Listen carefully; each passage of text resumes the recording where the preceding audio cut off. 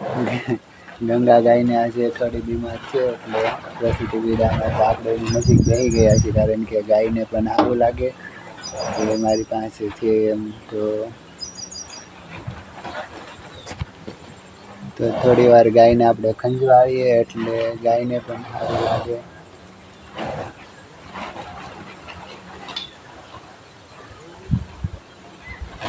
કારણ કે આજે ગાયને જરા પણ મજા જ નથી બિચારીને. તો હું થોડી વાર ગાયના પગ દબાવું બે હાથે, કારણ કે એક હાથમાં મોબાઈલ છે.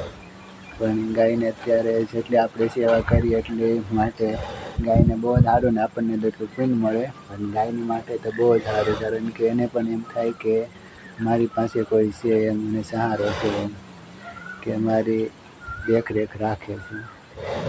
તો આવી પરિસ્થિતિમાં જે ગાયની સેવા કરવાનો લાભ મળે એ તો ભાગ્યશાળી જ કહેવાય. આજે પણ મને એવો લાભ મળ્યો છે તો હું સેવા કરી નાખું. ગંગા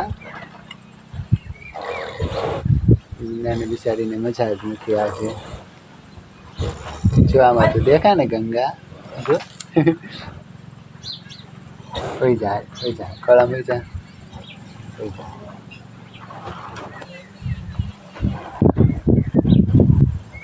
પાછી હોઈ ગઈ છે. ગંગાએ તો આમ પગ લાંબો કરી દીધો કે જલ્દી ખસર.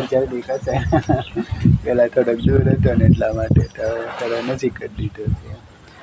બિચારીને આજે તો પૂરેપૂરી પ્રસૂતિ પીડા છે અને દુઃખ બહુ થાય.